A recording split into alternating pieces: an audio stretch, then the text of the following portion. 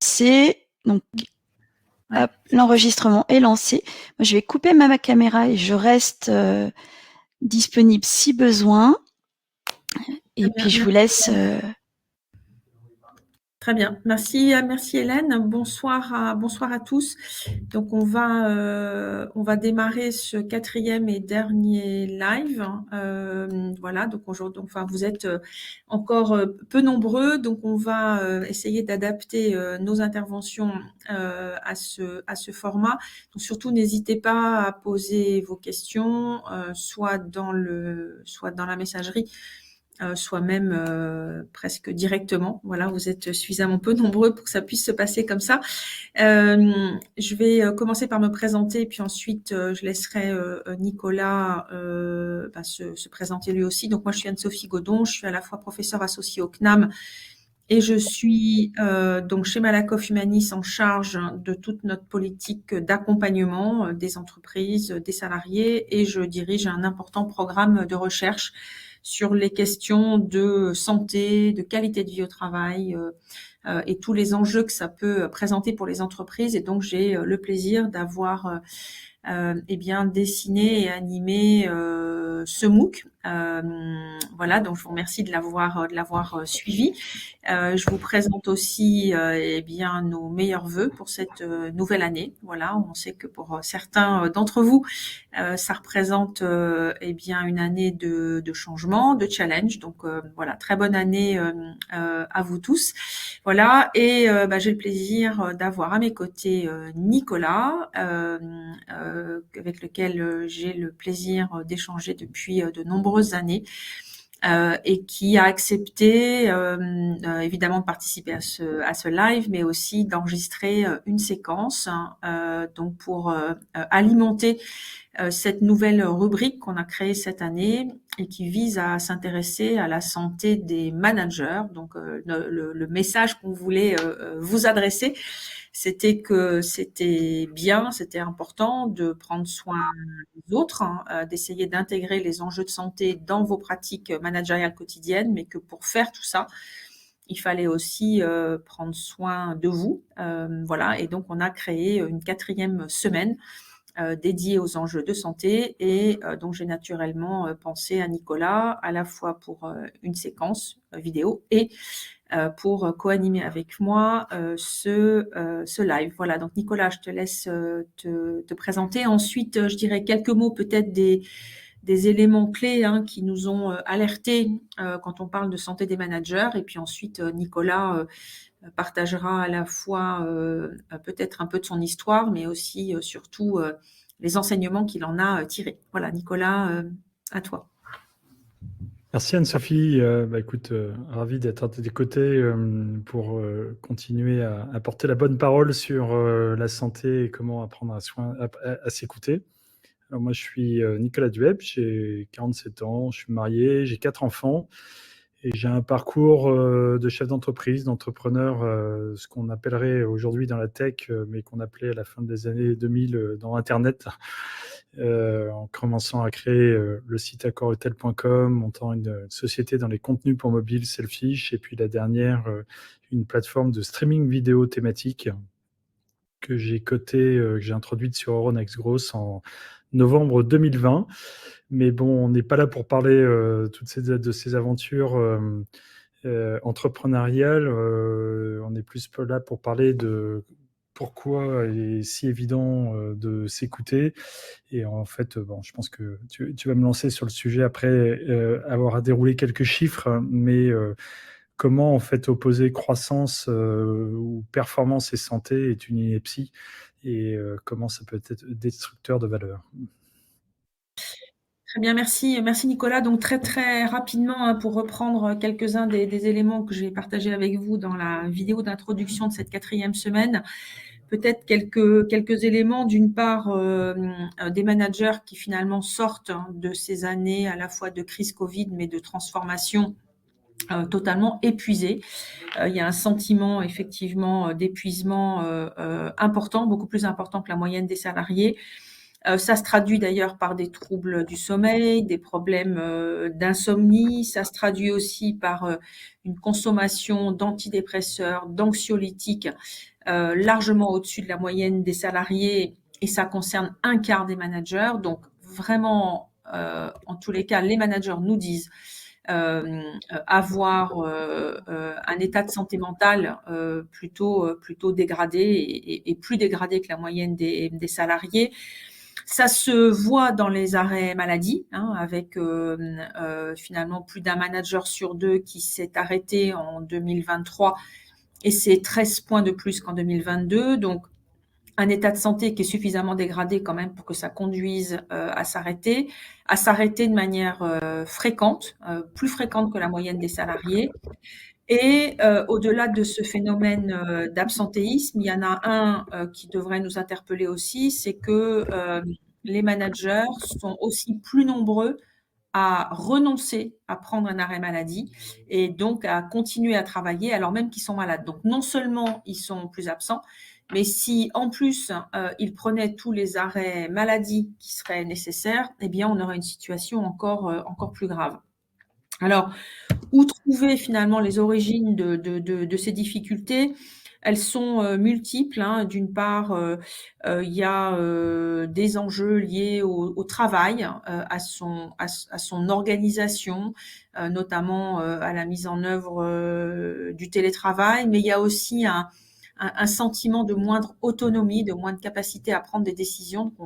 On voit bien que les managers sont pris finalement entre des injonctions de performance, de productivité et des demandes très fortes des salariés.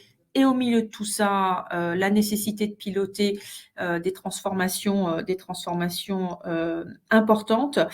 Ce sont aussi des salariés qui déclarent avoir des difficultés personnelles plus importantes. Donc, on peut imaginer que les managers sont un peu plus âgés et donc sont en situation finalement d'être confrontés aussi à des difficultés d'ordre personnel, donc des difficultés à concilier vie pro, vie perso, des difficultés du coup à se déconnecter.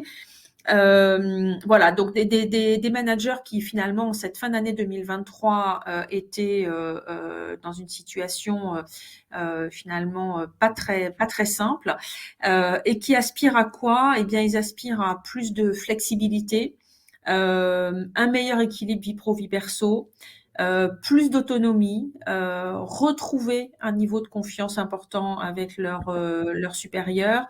Et ils attendent de la formation, de l'accompagnement pour faire face à l'ensemble de ces défis et notamment des formations sur les enjeux de santé mentale, de risques psychosociaux, à la fois pour leur équipe et pour eux. Voilà, donc on n'avait pas ces résultats quand on a lancé le MOOC, mais finalement on voit bien que ce MOOC répond à un besoin important. Voilà, et puis dernière aspiration, c'est la reconnaissance. On voit qu'aujourd'hui, dans un contexte de pouvoir d'achat en plus tendu, eh bien finalement on a tendance à vouloir et à attendre plus, notamment plus de rémunération, et donc c'est venu s'ajouter à des problématiques historiques de manque de reconnaissance, voilà, qui font qu'aujourd'hui, eh bien, les équilibres entre engagement et reconnaissance sont un peu moins faciles pour ces managers. Voilà, donc voilà ce que je voulais vous dire en introduction.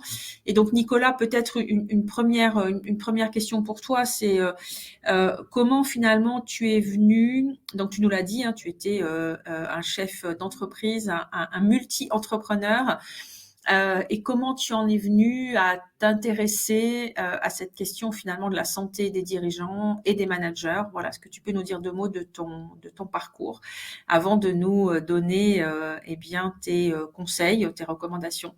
Voilà, je crois que c'est surtout pour ça que les auditeurs sont là aujourd'hui. Alors écoute, avant de m'intéresser à la santé, je m'intéressais beaucoup à l'énergie. Parce que quand on est entrepreneur, finalement, sa première mission, c'est d'aller bien, parce que quand on va pas bien, il n'y a plus de projet.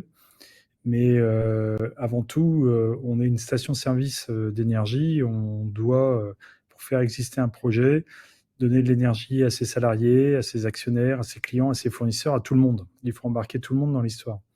Et à l'école, on apprend à faire des business plans, on apprend à faire des PowerPoint pour vendre des histoires, des storytelling. Mais la réalité, c'est qu'il n'y a jamais personne qui pose la question et est-ce que vous aurez l'énergie de mettre tout ça en place? Est-ce que vous aurez l'énergie de garder le cap quand ce sera difficile?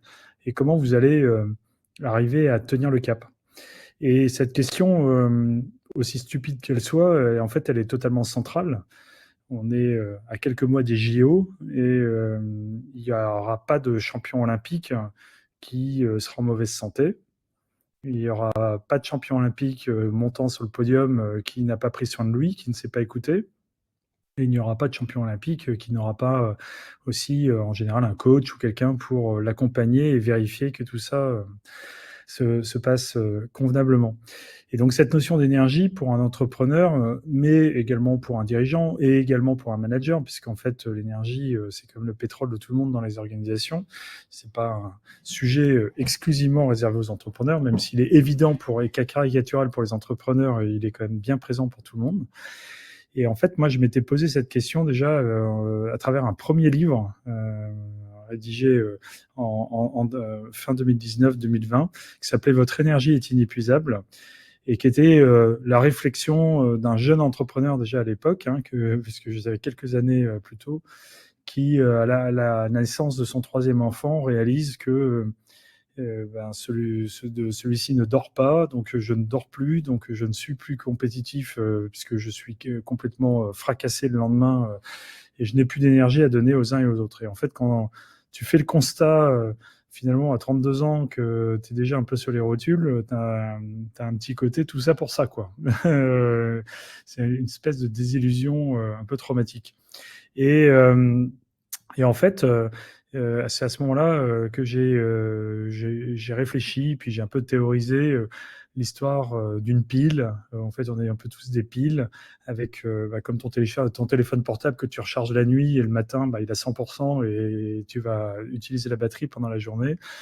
C'est un peu cette image de ton énergie, tu la recharges pendant la nuit. Bon, déjà, si tu dors bien, parce que la réalité, c'est que tout le monde dort pas bien et tout le monde démarre pas à 100% le matin. Mais qu'est-ce que tu vas faire de cette énergie et les interactions que tu as avec les uns et les autres? À qui tu donnes de l'énergie? Comment tu te protèges de l'énergie que certains vont te cannibaliser? Et puis surtout, question centrale, quand toi-même tu deviens négatif et tu deviens low batterie, comment tu te recharges? Et surtout, comment tu te recharges non pas sur ton conjoint, non pas sur tes enfants, non pas sur tes équipes, parce qu'un manager qui se recharge sur ses équipes, c'est catastrophique. Vous avez des mauvaises paroles, vous avez un mauvais comportement, et puis en fait, vous créez une onde de choc dans l'organisation. Cette onde de choc qui j'imagine, Anne-Sophie, dans ton que dire, quand tu commences à parler un peu de façon abrupte parce que tu es fatigué, ton responsable marketing, lui, va aller se recharger sur son chef de produit, qui va aller se recharger sur son stagiaire, et en fait, ta parole déplacée a un coût pour ton organisation parce que tout le monde va s'en prendre une, directement ou indirectement. Et en fait, ça va te coûter très cher de remettre tout le monde sur pied parce qu'il va falloir que tu réinjectes énormément d'énergie pour compenser. Voilà. Donc j'avais beaucoup réfléchi là-dessus et dans votre énergie inépuisable, j'avais réfléchi un petit peu à tout ça. Je ne sais pas si tu voudras y revenir, mais c'est un sujet qui m'a toujours vraiment passionné. Mais même s'il m'a passionné, la réalité, c'est que ça m'a emmené vers la santé. Parce que en mai 2021, alors que moi j'étais déjà un gars passionné par l'entrepreneuriat et par le vélo aussi, et le cyclisme en compétition, là il m'est arrivé un accident. Un accident cardiaque assez miraculeux sur mon vélo un dimanche matin, tout seul en vallée de Chevreuse, donc dans l'ouest de Paris. Et le miracle, c'est qu'au moment où j'ai un accident, il y a 3 vélos qui voient que j'ai un problème, qui vont me porter secours, qui vont commencer à me masser, qui vont masser jusqu'à l'arrivée du SAMU. Et en fait, ce SAMU va être capable de relancer le cœur. Et je vais être, si on veut l'expression, je vais être mort pendant 53 minutes. Donc c'est un miracle que mon cœur s'en sorte, mais surtout c'est un miracle que mon cerveau s'en sorte, parce que quand on fait les massages cardiaques, on envoie seulement 25% du besoin d'oxygène du cerveau. Donc c'est très peu, et donc il est facile de comprendre que seconde après seconde, le pourcentage de survie s'amenuise. Et la réalité, c'est que tu as 3% de chance de survie après 9 minutes. Donc autant dire que moi, avec 53 minutes, on n'est même plus dans le monde normal du réel, on attaque un côté irrationnel. Et en fait, derrière, c'est toute une rééducation. Il a fallu que je réapprenne à parler, à marcher. Il a fallu que je me réemploie pour retrouver tous les basiques. Et puis malheureusement de constater que j'étais plus capable et de me faire constater par les médecins que j'étais plus capable d'être un chef d'entreprise. Chef d'entreprise, c'est un peu comme les sportifs de haut niveau. Et avec ces handicaps, parce que moi j'ai aujourd'hui ce qui s'appelle des handicaps invisibles, donc qui touchent des millions de Français d'ailleurs, hein, mais que je suis pas en fauteuil roulant, ce qui est déjà un miracle, mais j'ai des problématiques de concentration, de fatigabilité, et ainsi de suite, qui fait que la vie d'un chef d'entreprise comme la mienne, de 7h à 23h, réglée par tranche de quart d'heure ou d'une demi-heure, c'est plus possible aujourd'hui. Donc il a fallu accepter, il a fallu faire tout un gros travail de psychologie, d'orthophonie, et qui fait qu'aujourd'hui, j'ai vécu dans ma chair que le capital santé, c'est pas un joli mot sur les plaquettes de DRH. C'est essentiel. Il n'a pas sa place dans le bilan de l'entreprise, il n'a pas sa place dans les comptes d'exploitation, le capital santé, mais sauf que quand il n'y a plus de santé, il n'y a plus de projet et que la boîte va mal. Surtout, petite édition, on avait 200 salariés, le patron, il est central. Peut-être dans les gros paquebots comme Malakoff, Humanis, il y a une inertie qui permet de traverser plusieurs mois. Mais tu le sais comme moi, même sur une boîte comme ça, quand le patron change, les ambiances changent. Et quand il n'y a plus de patron, c'est encore plus dramatique dans les petites boîtes. Donc aujourd'hui, faisant partie un peu, enfin, en étant un miraculé, il me paraît important de témoigner sur le fait que les entrepreneurs ne sont pas indestructibles, que personne n'est indestructible, et que apprendre à s'écouter et de ne pas opposer performance et santé, c'est un prérequis pour pouvoir gagner les Jeux Olympiques, quoi. Merci Nicolas, merci pour ce témoignage. Je pense que ce que tu dis pour les dirigeants, on peut faire l'hypothèse que ça s'applique aussi aux managers. Donc je pense que c'est vraiment un sujet très important. Moi en tout cas j'avais profité du Covid, tu t'en souviens, pour lire ton premier livre. C'est plein de conseils très très pratiques.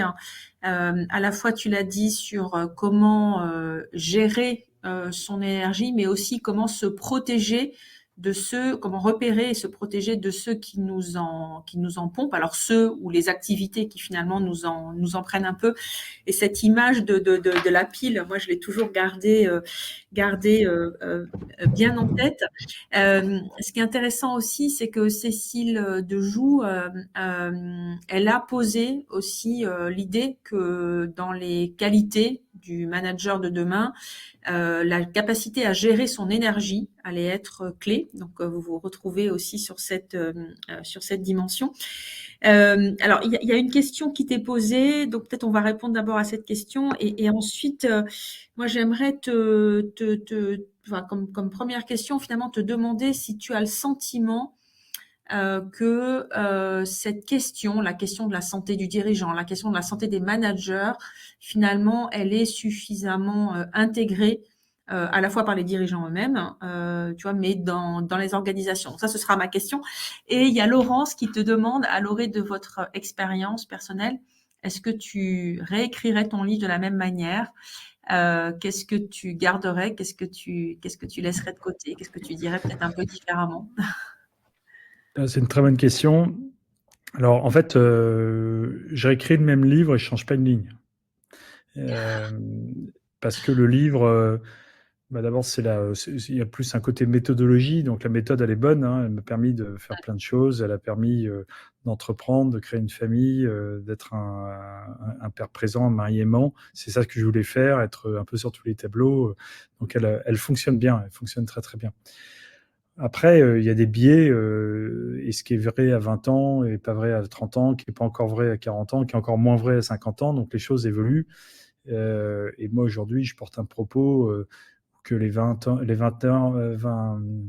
ceux qui ont 20 ans ou 30 ans soient ambitieux. Je trouve ça super, il faut foncer, il faut y aller. Je veux dire, si vous voulez créer une famille, si vous voulez offrir des vacances à vos enfants, à un moment donné, tu l'as fait, Anne-Sophie, il faut y aller, quoi. Il n'y a pas de secret. Mais en revanche, apprendre à s'écouter, toi-même, je pense que tu pourrais témoigner que tu travailles pas de la même façon aujourd'hui que quand tu avais 25 ans en sortant de l'école. Tu travailles différemment. Donc le livre, je change pas. Maintenant, en filigrane, il y a des questions qui se posent. Tu vois, notamment dans le livre, je pose la question des signaux faibles. Parce qu'il y a plein de signaux faibles qui commencent à t'alerter du fait que tu peux être fatigué, que le burn-out t'attend. Et ça, en fait, d'ailleurs, moi, je m'en voulais à travers mon accident parce que tu as un problème de gouvernance avec toi-même. Et ça, on ne l'aborde pas dans le livre parce que c'était pas la question. Mais la réalité, c'est que la semaine qui a précédé mon accident, tu vois, le mercredi, j'ai rendez-vous avec mon ostéo, et puis elle me dit, mais t'es complètement à côté de tes pompes, elle me fait craquer, machin. Et puis en sortant, j'écris à ma sœur, j'en peux plus de Paris, j'étouffe, si je sors pas, si je fais pas quelque chose, je vais mourir, quoi. Donc j'écris à ma sœur, je vais mourir le mercredi, alors que je suis mort le dimanche.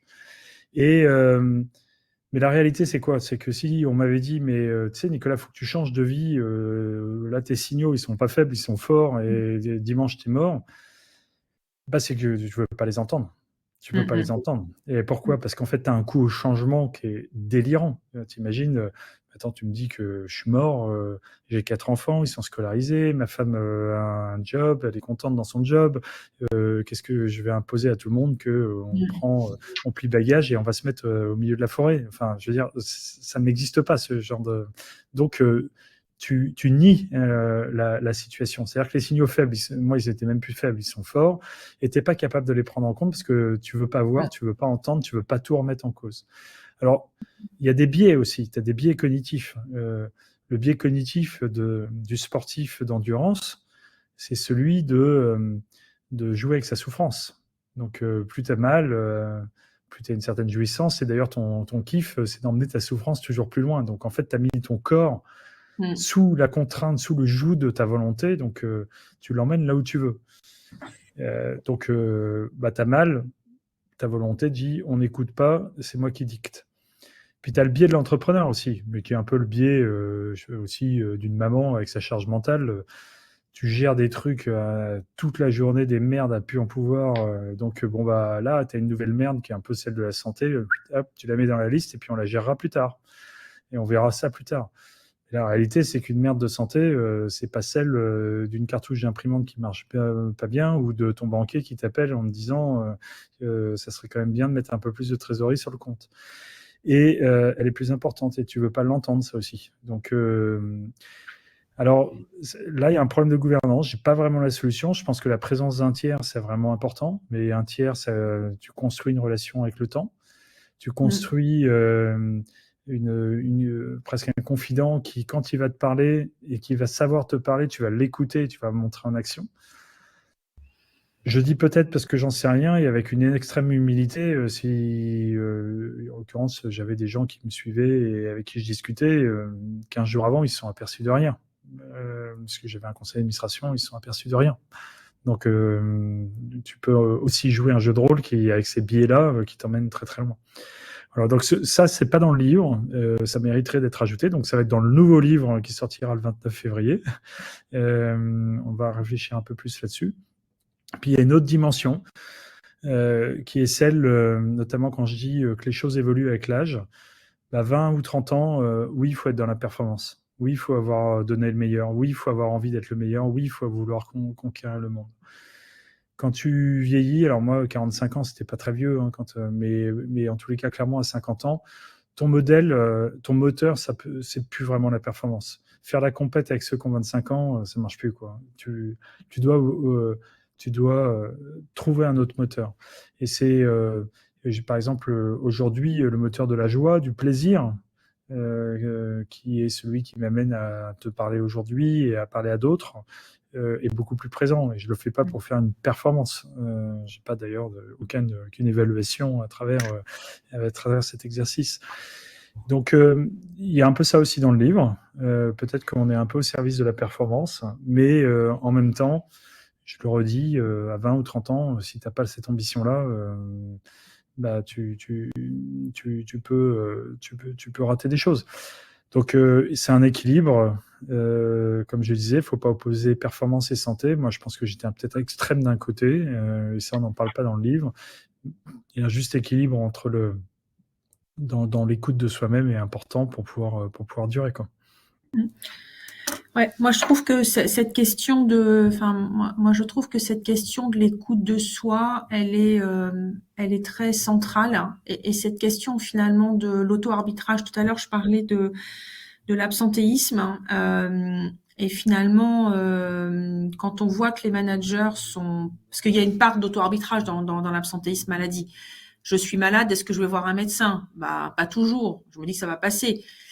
Et puis quand j'ai vu le médecin qui m'a prescrit un arrêt de travail, je me dis est-ce que je le prends, est-ce que je le prends pas? J'ai un deuxième arbitrage personnel.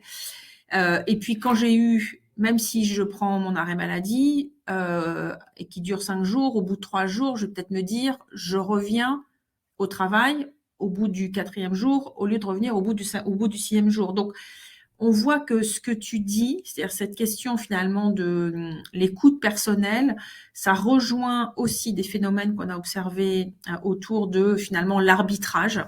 Et derrière ces questions, donc on voit que les managers arbitrent souvent négativement pour leur santé, vont moins voir le médecin, prennent moins facilement l'arrêt maladie, reviennent plus tôt au travail quand vraiment ils n'ont pas le choix, ils prennent leur arrêt maladie. Donc on voit qu'il y a une forme d'arbitrage négatif quelque part pour sa santé qui est important. Donc, je trouve que tout ce que tu dis sur l'écoute de soi, le repérage des signaux, je suis plus agressif, je suis plus irritable, je me suis mis un peu en mode pilote, ou voilà. Donc, finalement, apprendre à se connaître, c'est vrai que il faut de la maturité pour ça. Tu l'as dit, hein, on voit bien que avec l'âge, c'est quand même plus facile. Donc, il faudrait finalement avoir l'énergie du jeune et la sagesse du plus ancien pour savoir s'écouter, repérer ces signaux.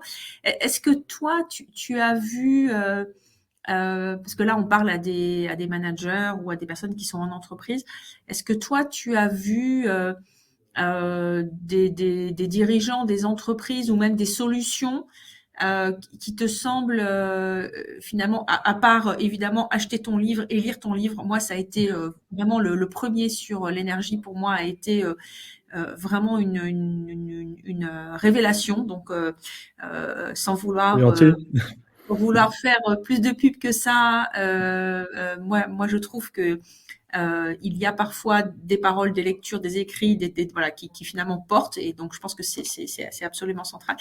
Mais est-ce que toi tu as vu voilà, alors peut-être ça peut être dans le monde de l'entreprise ou finalement dans d'autres mondes. Tout à l'heure tu faisais le parallèle avec le monde du sport. Est-ce que finalement la corde de rappel c'est toi? Est-ce que la bonne corde de rappel c'est les autres? C'est ton environnement personnel, ton environnement professionnel. Est-ce que c'est un peu tout ça? Est-ce que finalement, voilà, qu'est-ce que tu pourrais donner comme conseil, comme recommandation, ou partager comme bonne pratique peut-être avec ceux qui nous écoutent aujourd'hui?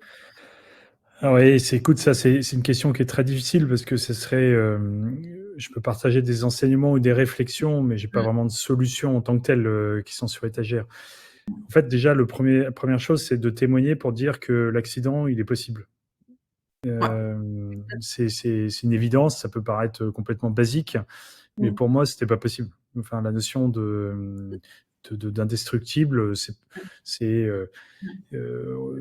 aussi toute la littérature sur les entrepreneurs, les chefs d'entreprise, les chevaliers du 21e siècle, les super-héros, enfin, tu vois, tout le genre de trucs. Au bout d'un moment, tu y crois, et puis t'intègres pas ce genre de choses. Le deuxième que j'ai vu et que je recommande, c'est notamment pour les entreprises ou les fonds, c'est que passé un certain âge, il y a des organismes qui suivent la santé, comme le CIEM par exemple, et il y a des boîtes qui envoient tous leurs cadres, tous leurs dirigeants, tous les 2 ans faire un check-up complet. Ça prend une demi-journée, c'est pas donné, mais c'est payé par la boîte, et ça te permet de déceler ici un début de cancer, une alerte de quelque chose, etc. Donc, tu intègres dans le management de la boîte que la santé, c'est un levier de performance et qu'il n'y a pas de sujet à se poser. Enfin, je veux dire, il n'y a pas de sujet au sens où c'est un sujet et donc il n'y a pas de question à se poser sur le fait qu'il faut la gérer. Notamment les grosses boîtes avec des partnerships font beaucoup ça.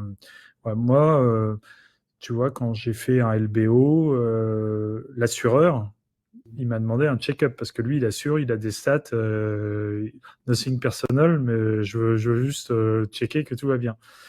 Pour l'introduction en bourse, j'ai écrit 45 pages de tous les risques possibles et inimaginables, même si un Boeing A380 s'écrase à la défense. Mais à aucun moment, on m'a posé la question sur mon état de santé. Tu vois, là, il y a un sujet qui est assez intéressant. Donc, intégrer la santé comme un capital, un levier, et de se dire qu'il faut l'entraîner, bah, tu vas bien, quand tu as un peu d'argent, tu vas bien avec ton banquier une fois par an pour savoir sur tes placements, comment tu le fais, est-ce que tu ajustes et tout. Ben, ton capital santé, c'est la même chose. Et donc, ne pas nier que... voilà. Et alors, pourquoi on le fait pas? Parce que ça nous emmerde, parce qu'on n'a pas envie.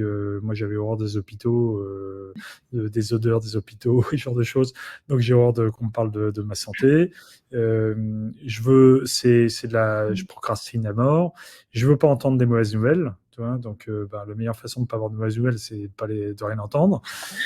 Et, voilà, c'est principalement ça. Et puis après, c'est d'accepter aussi que, notamment, mais ça marche aussi pour des managers quelque part, parce que c'est vrai que le chef d'entreprise, il est très seul. Mais bon, il y a aussi des managers qui se retrouvent paumés dans les organisations, qui se sentent aussi très seuls, pas écoutés par leur boss, avec des collègues à qui ils parlent pas.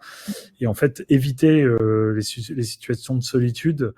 Aujourd'hui, j'accompagne pas mal d'entrepreneurs qui viennent me voir parce que, comme tu me dis, finalement, j'ai un peu une posture de sage aujourd'hui avec tout ce qui m'est arrivé. Je dois raisonner comme quelqu'un de 70 ans, 80 ans qui a vécu la mort et parce que j'ai vécu la mort et qui donc est un peu moins énervé.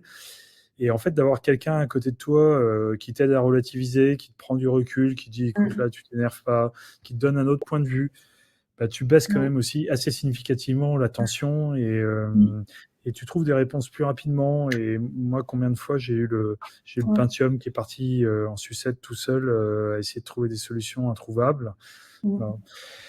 Donc, je suis conscient que je te donne pas un petit toolkit avec 1.1, 1.2, 1.3. Mais d'ailleurs, c'est pas mon métier. Je suis pas sûr que je serais bon là-dessus. Mais mon retour d'expérience, il serait celui-là.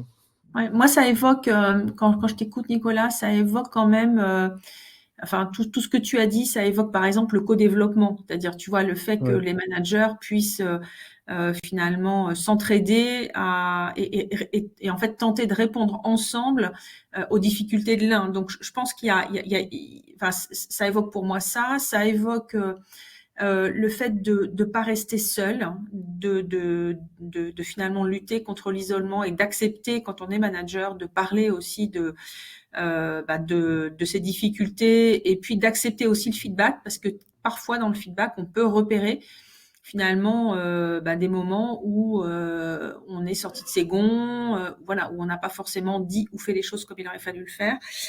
Ça évoque aussi le coaching. Moi, je pense que dans le coaching, on peut aussi apprendre à finalement, être obligé d'ailleurs de s'écouter. Donc, le coaching est peut-être aussi une solution. Après, on voit que il y a des entreprises qui investissent sur la santé de leurs collaborateurs, mais souvent qui font l'impasse en fait des managers. Et je pense que le vrai changement culturel et pratique, il est finalement de prêter une attention à la fois à tout le monde, mais aussi une attention particulière au manager, parce que un manager qui est pas là, eh bien on voit ce que ça a produit. Hein. C'est une équipe souvent désorientée, c'est des problèmes de production, c'est des problèmes de qualité. C'est voilà. Donc tu l'as dit tout à l'heure, il y a à la fois un enjeu peut-être à valoriser le capital santé du dirigeant, mais aussi de son équipe, parce que c'est un actif et une entreprise avec des gens en mauvaise santé, eh bien, elle ne peut pas fonctionner. Mais il y a aussi peut-être à systématiser un peu mieux, tu vois, je me suis noté tout à l'heure l'analyse des coûts de la non-santé. Finalement, qu'est-ce que ça coûte la non-santé d'un manager? Et peut-être qu'il faut, tu vois, aussi s'intéresser à ces questions. Et puis il y a un sujet finalement qui fait écho aussi à l'état de notre système de santé, parce que eh bien on a de moins en moins de médecins. Il y a je sais plus combien de millions de Français qui n'ont pas de médecins traitants. Il y a de moins en moins de médecins du travail. On n'arrive même pas à faire les visites régulières. Tout le monde n'a pas non plus les moyens de se payer un bilan de santé, que ce soit au SIEM ou dans d'autres établissements. Donc, je trouve que c'est aussi compliqué parce que on est à un moment où finalement l'accès au système de santé est compliqué. Et donc tout ce que tu évoquais sur l'autodiagnostic quelque part, c'est-à-dire je m'écoute, je repère les signaux faibles, bah finalement c'est ça. Il faut se faire confiance quelque part et se dire là il y a quelque chose qui va pas. Et donc je vais consulter, voilà. Et pour tout ça, bah, il faut du temps, hein, il faut du temps. Et puis il faut autour de soi aussi, je pense, des gens C'est bienveillants. c'est une éducation aussi, parce qu'en Mm, fait, on n'a pas appris à s'écouter. c'est vrai. Tu vois, Mm, par exemple, enfin moi, je m'amuse toujours avec la signification du mal ou des maladies, etc. Parce qu'on a du mal à en parler. Mais tu vois, dans des différents accidents, à un moment donné, je me casse les poignets. En français, le poids niais, ouais. le Mm, poids qu'on veut pas voir. mm, Et c'est écrit. mm, Euh, mal à dit, mal à dire, mal à dit. Je ne dis pas et mon corps somatise. En fait, mm, tout ça, c'est des apprentissages d'arriver. Il y a pas mal de bouquins ou pas mal de sites. Alors, il faut faire attention mm, parce qu'il y a aussi des charlatans là-dedans, mais de gens qui t'initient aussi des approches de culture un peu plus chinoises, qui te traduisent quand ton corps te parle, quand ton corps mm, te transmet une douleur, qu'elle soit cutanée, etc. Qu'est-ce que ça veut dire? Et mm, donc ça, c'est un peu des signaux faibles. Ça n'empêche pas de consulter un médecin, etc. Mais ça te donne des orientations, ça te montre que tu mm, tires un peu plus sur la corde. Et mm, t'es pas obligé d'aller voir tout de suite un spécialiste. Mais voilà. mm, Il y a des dictionnaires, des significations des maladies, enfin ce genre de choses. Je trouve ça mm. intéressant. Ça fait partie de cette éducation qu'on n'a pas eu reçue. Très bien.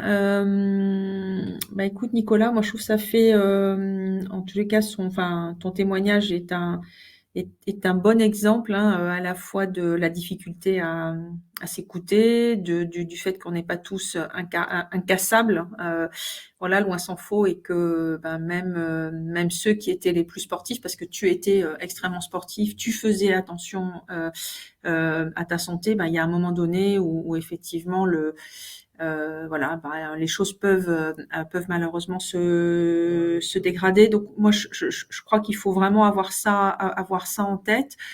Et il faut que dans les entreprises, on s'intéresse plus aux questions de santé. On a vu qu'elles trouvaient leur origine à la fois, bah, parfois dans des sujets plus personnels, hein. On peut avoir des facteurs héréditaires qui font que malheureusement, voilà, on peut avoir aussi une hygiène de vie qui est dégradée, et parfois aussi parce que ben on n'a plus d'autres solutions, hein. Là aujourd'hui, on voit réapparaître hein, des entreprises qui nous disent, des DRH qui nous disent que ils ont compris que leurs salariés dormaient dans leur voiture à nouveau. Voilà, donc on voit bien que les problèmes de pouvoir d'achat, ben, ils ont nécessairement des conséquences aussi sur les modes de vie et sur la santé. Il y a évidemment des transformations dans le travail qu'il faut pouvoir intégrer. Donc face à toutes ces transformations, face à toutes ces situations de fragilité, ben il faut voilà, il faut essayer de s'écouter. Il faut que les entreprises finalement aient conscience de ces sujets, aient conscience de l'importance des enjeux de santé pour leurs collaborateurs et pour les managers.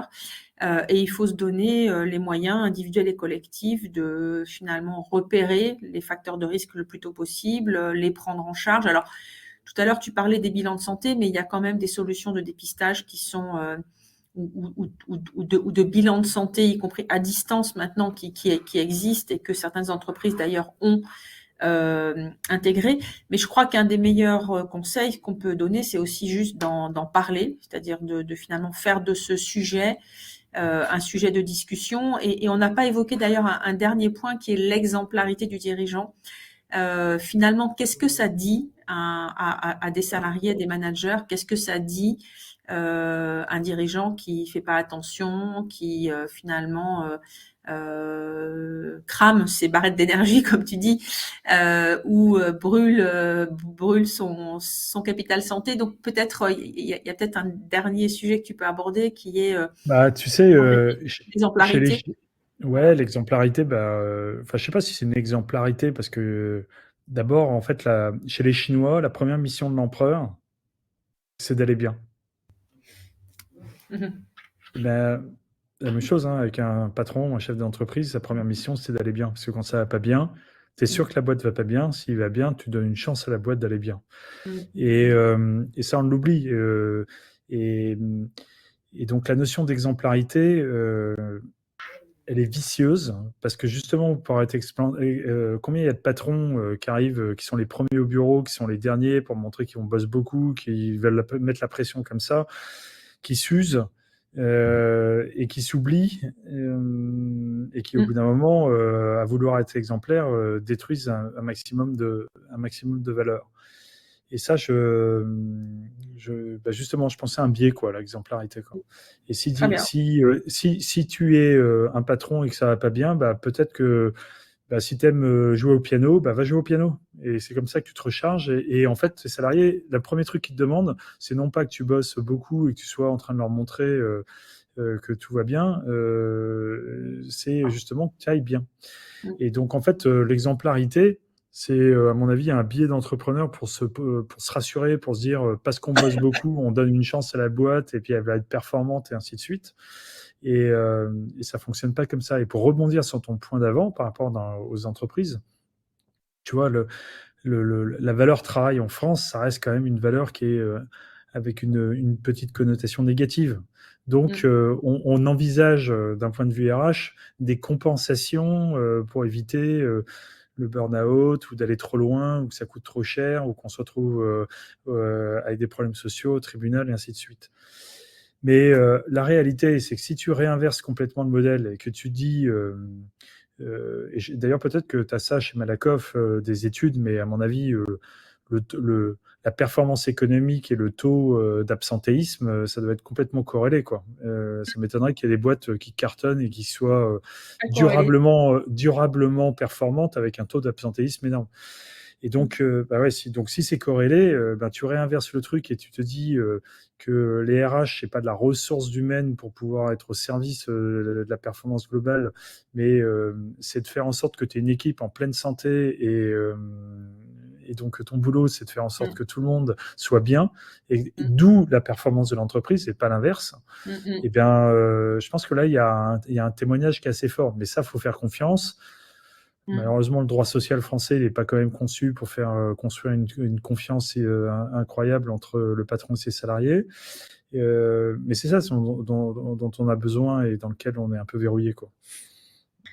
Super. Écoutez, en tout cas, moi, première mission du dirigeant, c'est d'aller bien. Je crois que je retiendrai ça, mais c'est vrai aussi pour le manager.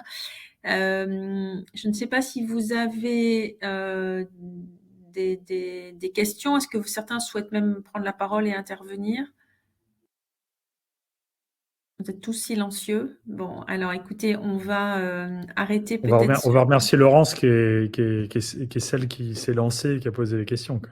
Voilà, on va remercier Laurence. On va vous rappeler que à la fin du MOOC, hein, vous avez un petit outil pour vous évaluer en tant que manager et donc voilà, pour comprendre finalement où est-ce que vous vous situez et jusqu'où vous intégrez les enjeux de santé dans vos pratiques. Donc n'hésitez pas à réaliser donc cette petite auto-évaluation.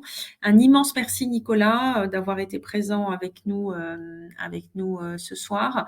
Voilà, merci à ceux qui étaient là et puis on va se retrouver donc peut-être sur la plateforme dans les prochains jours. Donc bonne fin de parcours, bonne fin de soirée. Puis merci à Hélène qui a été silencieuse mais présente avec nous ce soir. Voilà, bonne soirée. Ouais, merci. Toujours, Au revoir. Toujours présente. Au revoir à tous, merci. Et puis donc le live est enregistré. Et on a peut-être une petite question avant que j'arrête l'enregistrement. Kibi Kiabo a levé la main. Alors n'hésitez pas à ouvrir votre micro ou à écrire dans le chat si vous voulez, si vous avez la possibilité de parler.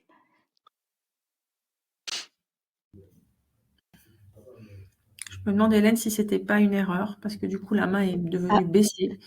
Voilà. Bon, donc si elle est abaissée. Bon, alors, je vais finir par vous dire que le live donc était bien enregistré et que vous le retrouverez dans la section des lives sur la plateforme Fun pour ceux qui sont inscrits. Merci à tous. Voilà. Merci. Bonne soirée, au revoir. Au revoir.